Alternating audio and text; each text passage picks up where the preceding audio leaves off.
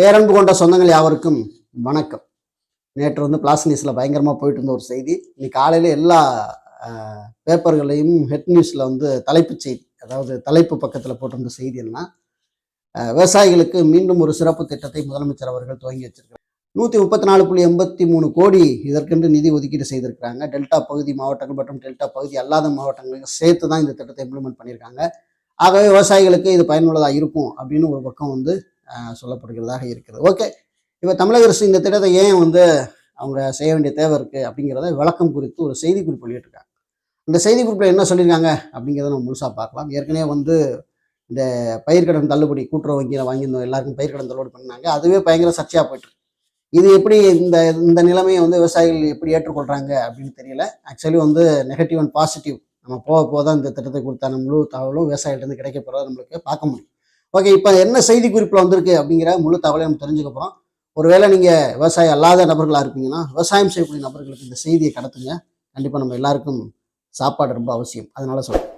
இப்போ நம்ம சேனல் மூலமாக பார்க்குறீங்கன்னா மறக்காமல் சப்ஸ்கிரைப் பண்ணி சப்போர்ட் பண்ணுங்கள். இது போன்ற தகவல் உடனுக்குடன் வரணும்னா மறக்காமல் பெல் ஐக்கானை கிளிக் பண்ணி வச்சுக்கோங்க. ஓகே,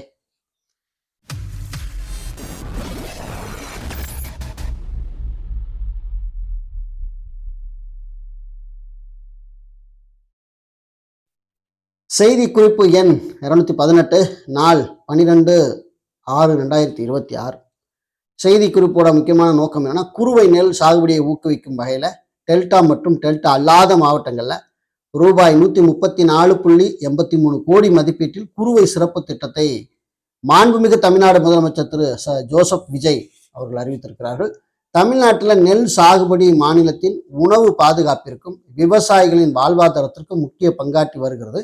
குறிப்பாக காவிரி டெல்டா மாவட்டங்கள் மற்றும் டெல்டா அல்லாத மாவட்டங்களில் குறுவை, கார் மற்றும் சொர்ணவரி பருவங்கள் மேற்கொள்ளப்படும் நெல் சாகுபடியை ஊக்குவித்து நெல் உற்பத்தி மற்றும் உற்பத்தி திறனை அதிகரிக்கும் நோக்கில் 2026ஆம் ஆண்டில் 134.83 கோடி ரூபாய் மதிப்பீட்டில் குறுவை சிறப்பு திட்டம் தொகுப்பு திட்டம் செயல்படுத்தப்படும் என மாண்புமிகு தமிழ்நாடு முதலமைச்சர் திரு ஜோசப் விஜய் அவர்கள் அறிவித்திருக்கிறார்கள். தமிழ்நாட்டில் சராசரியாக 52.72 லட்சம் ஏக்கர் பரப்பளவில் நெல் சாகுபடி செய்யப்படுகிறது. இதில் காவிரி டெல்டா பகுதிகளான தஞ்சாவூர், திருவாரூர், நாகப்பட்டினம், மயிலாடுதுறை மாவட்டங்களில் அனைத்து பகுதிகளிலும், கடலூர், திருச்சி மற்றும் அரியலூர் மாவட்டங்களில் சில பகுதிகளிலும் நெற்பயிரை முதன்மையாக சாகுபடி செய்யப்படுகிறது. டெல்டா மாவட்டங்களில் ஆண்டுக்கு 20.65 லட்சம் ஏக்கர் பரப்பளவில் நெல் சாகுபடி செய்யப்படுகிறது. இதில் குறுவை பருவத்தில் மட்டும் சராசரியாக 5.14 லட்சம் ஏக்கர் பரப்பளவில் நெல் சாகுபடி மேற்கொள்ளப்படுகிறது. மேலும் டெல்டா அல்லாத இதர மாவட்டங்களிலும் ஆண்டுக்கு 32.07 லட்சம் ஏக்கர் பரப்பளவில் நெல் சாகுபடி செய்யப்பட்டு வருகிறது. இதில் கார், குறுவை, சொர்ணவரி பருவத்தில் மட்டுமே சராசரியாக 5.48 லட்சம் ஏக்கர் பரப்பளவில் நெல் சாகுபடி செய்யப்படுகிறது. ஆண்டுதோறும் தஞ்சாவூர், நாகப்பட்டினம், திருவாரூர், மயிலாடுதுறை, கடலூர், திருச்சி, அரியலூர் ஆகிய டெல்டா மாவட்டங்களில் குறுவை நெல் சாகுபடி செய்வதற்கு மேட்டூர் அணை ஜூன் 12ஆம் நாளன்று திறப்பது வழக்கம். இந்த நிலையில நடப்பு தென்மேற்கு பருவத்தில் எல்னினோ என்னும் நிகழ்வால் மழை அளவு 90% குறைவாக இருக்கும் என இந்திய வானிலை ஆய்வு மையத்தில் அறிவிக்கப்பட்டிருக்கிறது. தற்போது தென்மேற்கு பருவமழை தாமதமாகும் நிலையில் மேட்டூர் அணைக்கு நீர்வரத்து மிகவும் குறைவாகவே உள்ளது. இதனால் தற்போது மேட்டூர் அணையின் நீர்மட்டம் 79.56 அடி, நீர் இருப்பு 41.52 டிஎம்சி மட்டுமே இருக்கிறது. எனவே இன்று, அதாவது நேற்று ஜூன் 12 மேட்டூர் அணையை திறப்பதற்கான சாத்தியக்கூறு இல்லாத நிலை இருக்கிறது. இதனால் காவிரி டெல்டா மாவட்டங்களில் இயல்பாக நெல் சாகுபடி மேற்கொள்ளும் 5 லட்சம் ஏக்கரில் சாகுபடி மேற்கொள்வதற்கான வாய்ப்புகள் மிகவும் குறைவாக இருக்கிறது.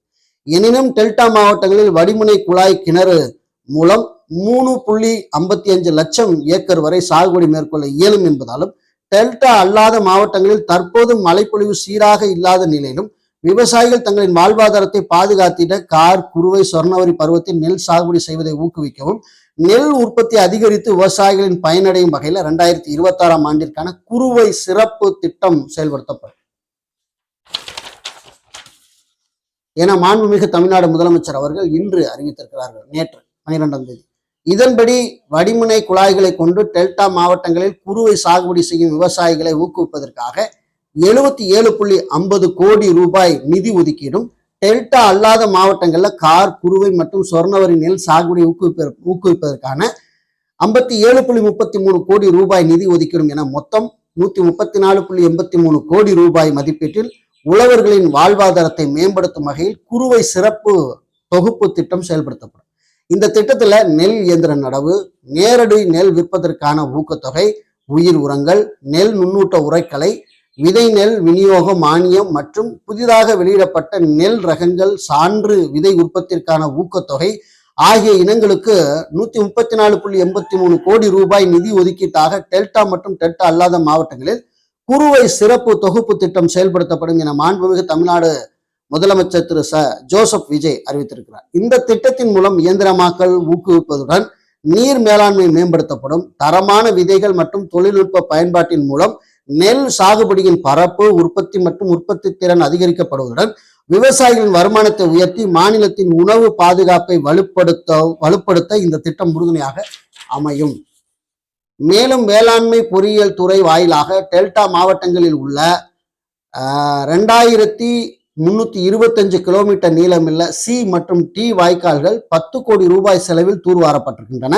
மேலும் நீர்வளத்துறை மூலமாக 100 கோடி ரூபாய் செலவில் 4971 கிலோமீட்டர் நீளமுள்ள ஏ மற்றும் பி வாய்க்கால்கள் தூர்வாரும் பணிகள் தொடங்கப்பட்டு தற்போது வரை 97% பணிகள் முடிவுற்றதாக சொல்லப்படுகிறது. மேலும் குறுவை நெல் சாகுபடிக்கு 1,714 மெட்ரிக் டன் நெல் விதைகள் மற்றும் 4.2 லட்சம் மெட்ரிக் டன் உரங்கள் இருப்பு வைக்கப்பட்டுள்ளன. அத்துடன் விவசாயிகளின் பயன்பெறும் வகையில தடையில்லா மும்முனை மின்சாரம் நாள் ஒன்றுக்கு 3 பேஸ் மின்சாரம் 18 மணி நேரம் நாள் ஒன்றுக்கு 18 மணி நேரம் வழங்கப்படும். எனவே டெல்டா மற்றும் டெல்டா அல்லாத மாவட்டங்களை சேர்ந்த விவசாயிகள் குறுவை சிறப்பு திட்டத்தின் கீழ் வழங்கப்படும் உதவிகளை பெற்று பயனடையுமாறு மாண்புமிகு தமிழ்நாடு முதலமைச்சர் திரு ஜோசப் விஜய் அவர்கள் கேட்டுக்கொள்கிறார்கள் அப்படின்னு இந்த செய்தி குறிப்பை வெளியிட்டிருக்கிறாங்க. இதை எப்படிங்க பயன்படுறது அப்படின்னா, உங்களுடைய வேளாண்மை அலுவலகங்களை நீங்கள் அணுகி இந்த திட்டத்துல தற்போது என்னென்னலாம் வந்திருக்கு இதுல சொல்லியிருக்காங்க இல்லையா, அதாவது உரங்கள், விதைகள், மற்ற விஷயங்கள் எல்லாமே சொல்லியிருக்காங்க இல்லையா, இது சார்ந்த இந்த திட்டங்கள் செயல்முறை வெளியிடுவாங்க. அப்படி வெளியிட்டதுல இருந்து நிச்சயமாக இது உங்களுடைய அருகாமையில் இருக்கிற வேளாண்மைத்துறை அலுவலகங்களை தொடர்பு கொண்டு இந்த திட்டத்துல நீங்க பயன்பெறுங்க. டெல்டா பகுதி மட்டும் இல்ல, டெல்டா அல்லாத பகுதியில் இருக்கக்கூடிய குறுவை, சொர்ணவரி, கார் விவசாயம் செய்யக்கூடிய விவசாயிகள் நிச்சயமாக நீங்கள் பயன்பெற்றுக் கொள்ளலாம். அப்படி இல்லை என்றால் உங்களுக்கு இன்னொரு ஆப்ஷன் நான் தரேன். உழவன் அப்படின்னு ஒரு ஆப் இருக்கு, செயலி இருக்கு.